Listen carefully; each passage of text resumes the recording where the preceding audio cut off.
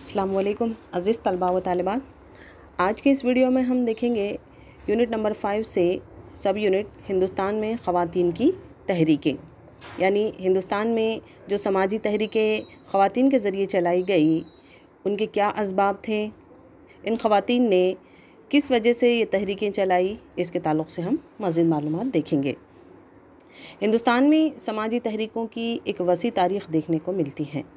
इन तहरीकों में ख़वातीन के ज़रिए चलाई जाने वाली कुछ तहरीकें काबिल ज़िक्र हैं। एक तवील अरसे से ख़वातीन की तहरीकें जारी हैं, जिसकी अपनी एक अहमियत उन तहरीकों के दायरेकार और फैलाव को देखा जाए तो ये तहरीकें दुनिया के दूर दराज मुल्कों तक फैली हुई हैं। इन तहरीकों ने दुनिया की आबादी की अक्सरियत को मुतासिर किया है। अब इनकी वजूहात क्या हैं वो हमें ये देखना है। तो सबसे पहली बात ये देखने में आई है कि इन ख़वातीन की तहरीकों को अमल में लाने के लिए सबसे पहले देखा गया है कि समाजी मुस्लिहीन का असर हुआ है, जिसकी बदौलत ये ख़वातीन की तहरीकें चलाई गई। ख़वातीन की तहरीकों का मुताला किया जाए तो ये तहरीकें उस दरख्त की मानंद हैं जिसकी जड़ें 19वीं सदी तक देखी जा सकती हैं।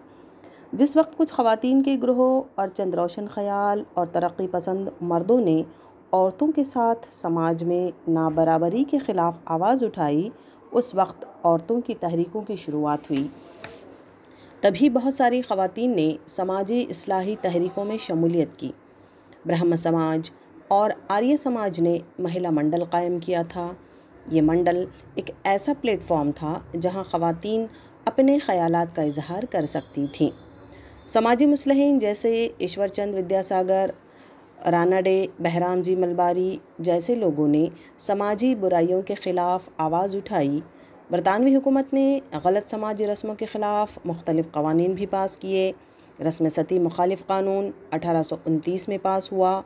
बेवाओं की दोबारा शादी का कानून 1856 में पास हुआ। मार्गरेट कर्ज़िन ने मद्रास में भारतीय ख़वातीन की तंजीम की बुनियाद डाली। उसे भारत का पहला ख़वातीन के हुकूक़ के लिए कायम किया जाने वाला इदारे से भी जाना जाता है। दूसरी और ख़ास अहम वजह है कौमी तहरीकों का असर। कौमी तहरीकों में भी ख़वातीन ने कसरत से हिस्सा लिया। गांधी जी की तकरीरें ख़वातीन को उन तहरीकों में शामिल करने का ज़रिया बनी। भारत की आज़ादी की लड़ाई में ख़वातीन की एक बड़ी तादाद धरने और आंदोलन में शामिल हुई। जिस वक्त आज़ादी की लड़ाई लड़ने वालों को क़ैद कर लिया गया, उस वक्त ख़वातीन ने कमाल संभाली। उस वक्त की ख़ातून लीडरों में Kasturba Gandhi, Vijaya Lakshmi Pandit, doctor Annie Besant, Sarojini Naidu वगैरह ने मशहूर होम रूल तहरीक में हिस्सा लिया था। 1922 में भारत छोड़ो तहरीक की तजवीज़ पास की गई, जिसमें ख़वातीन को भारत की आज़ादी का नज़्म ज़ब्त वाला सिपाही कहा गया। इसके अलावा एक और ख़ास अहम वजह है आज़ादी के बाद का दौर। आज़ादी के बाद के दौर में ख़वातीन की तहरीकों में आहिस्तगी देखी गई है। भारत के दस्तूर ने मर्द औरत में मुसावात कायम की है और इम्तियाज़ी सलूक की मुखालफत की है। क़बाइली बदअमनी, मुआशी बहरान, तलबा के एहतजाज जैसे मसाइल इज्तिमाई जिद्दोजहद और एहतजाज का बाइस हैं। इस तरह ख़वातीन की तहरीक पर से तवज्जो हट गई और 1975 से 85 तक बैनुल अक़वामी ख़वातीन की दहाई के तौर पर ऐलान किया गया था। अक़वाम मुत्तहदा के ज़रिए सन 1975 ईस्वी को बैनुल अक़वामी ख़वातीन का साल करार दिया गया था। हिंदुस्तान में ख़वातीन की हैसियत के मुताले के लिए एक कमेटी तश्कील दी गई। इस कमेटी ने 1974 में अपनी रिपोर्ट पेश की और इस रिपोर्ट में मुसावात की तरफ ख़वातीन की पोशीदा हैसियत को भी उजागर किया गया। इसके अलावा पीदरसरी और घरेलू तशद्दुद जैसे मसाइल भी वाज़ेह किए गए थे। इस रिपोर्ट ने इम्तियाज़ी सलूक को सामने लाया। चौथी और अहम वजह है ख़वातीन को बाइख्तियार बनाने के ताल्लुक़ से, यानी ये जो तहरीकें चलाई गई थी, इन तहरीकों का ख़ास मकसद था ख़वातीन को बाइख्तियार बनाना।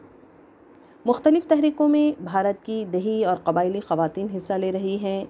हर तरह की ख़वातीन अलग अलग हिस्सों से इकट्ठा की जा रही हैं। ख़वातीन जो मुख्तलिफ़ पेशों से ताल्लुक़ रखती हैं, मसलन जर्नलिस्ट, माहिर तालीम, अद्वियात और कारपोरेट जैसे मुख्तलिफ़ पेशों से वाबस्ता ख़वातीन दीगर ख़वातीन को बाइख्तियार बनाने के मिशन में बड़े जोश व जज्बे से शामिल हुईं। ख़वातीन की तहरीक को सबसे ज़्यादा मुफीद तहरीक कहा जा सकता है। ख़वातीन की तहरीकों को 3 मकासद के तहत इख्तिसार किया जा सकता है। नंबर 1, बराबरी के हक़ के लिए जिद्दोजहद। नंबर 2, इम्तियाज़ी सुलूक का ख़ात्मा। और नंबर 3, ख़वातीन को बाइख्तियार बनाना। तो इस तरह से अज़ीज़ तलबा व तालिबात, हम लोगों ने देखे हैं कि हिंदुस्तान में ख़वातीन की तहरीकें किस नज़्मुल ऐन के तहत चलाई गई और इनके मकासद क्या थे। इंशाल्लाह अगले वीडियो में हम भारत में माहौलियाती तहरीकें किस तरह से चलाई गई इसके ताल्लुक़ से मालूमात हासिल करेंगे। अल्लाह हाफ़िज़।